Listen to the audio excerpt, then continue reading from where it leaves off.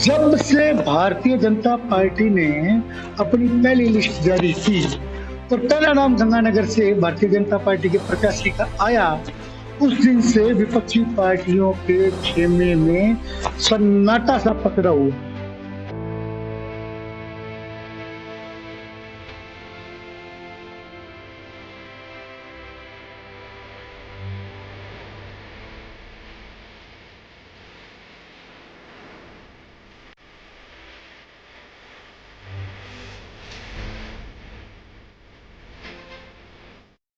प्रदेश में आदर्श आचार संहिता लागू होने के साथ साथ भारतीय जनता पार्टी ने अपने 41 उम्मीदवारों की पहली जो सूची है उसे सार्वजनिक कर दिया।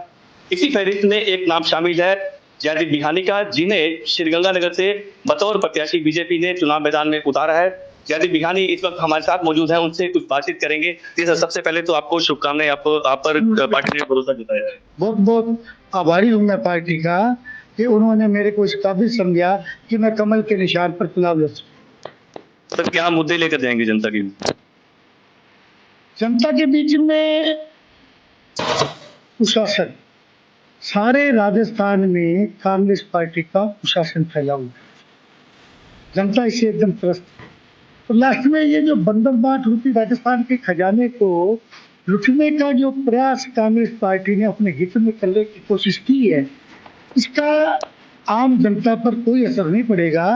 आम जनता पहले से ही, आप ये समझिए, कुशासन, असुरक्षा की भावना, राजस्थान में बढ़ती हुई लूटपाट की घटनाएं, बढ़ता हुआ अपराध, इस सबसे परेशान है।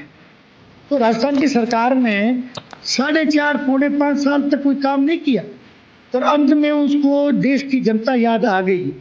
और जहां तक हम बात करें, जंग कैनाल में लेने गए थे पंजाब से पानी और दिया ही हमारी जमीन, जो महाराजा गंगा सिंह जी ने अपनी मलकियत बना करके, राजस्थान सरकार की मलकियत बना करके जमीन पंजाब से खरीदी थी, वो पानी लाने की वजह हमको दे करके आ गए।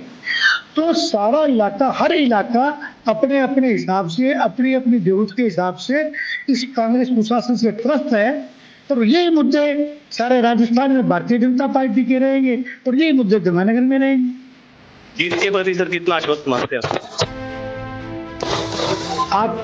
सारा दिन शहर में घूमते हैं। जब से भारतीय जनता पार्टी ने अपनी पहली लिस्ट जारी की तो पहला नाम गंगानगर से भारतीय जनता पार्टी के प्रत्याशी का आया, उस दिन से विपक्षी पार्टियों के खेमे में सन्नाटा सा पसरा हुआ।